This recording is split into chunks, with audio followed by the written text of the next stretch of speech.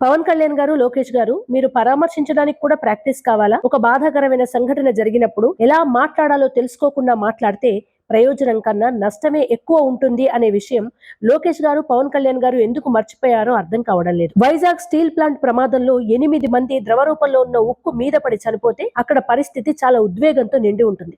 ఆవేశం ఉంటుంది, బాధ ఉంటుంది.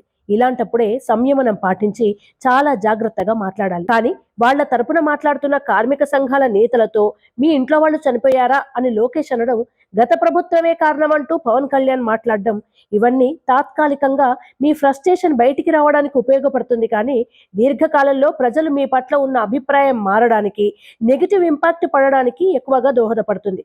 అయినా ఇటువంటి ప్రదేశాలకు అనుభవం ఉన్న చంద్రబాబు లాంటి వ్యక్తి, పైగా ముఖ్యమంత్రి స్థానంలో ఉండి కూడా రాకుండా ఇలా పవన్ కళ్యాణ్ గారిని, లోకేష్ ని పంపించడం వెనుక ఉద్దేశం ఏంటో అర్థం కావడం లేదు. పైగా ఏపీలో ఏ శాఖలకు ఏ ప్రాబ్లం వచ్చినా అన్ని శాఖలకు కేవలం లోకేష్ గారే ప్రాతినిధ్యం వహిస్తున్నారా అనే అనుమానం కూడా ప్రజల్లో వస్తోంది. మనం ప్రజాస్వామ్యంలో ఉన్నాం. ప్రజలు అధికారం ఇచ్చినట్టే అధికారం నుంచి కూడా తొలగిస్తారు. దానికి ఏ పార్టీలు, ఏ నాయకులు అతీతం కాదు. నియంత్రణలాగా నియంతృత్వ వైఖరిలో మాట్లాడితే తాత్కాలికంగా ప్రశ్నించే వాళ్ళని ఇబ్బంది పెడతారేమో, కానీ లాంగ్ రన్ లో చాలా నెగిటివ్ రిజల్ట్స్ చూడాల్సి ఉంటుంది. జనాలు కూడా విసిగిపోతారు పదే పదే గత ప్రభుత్వం మీద ప్రతిదీ తోసివేస్తూ ఉంటే.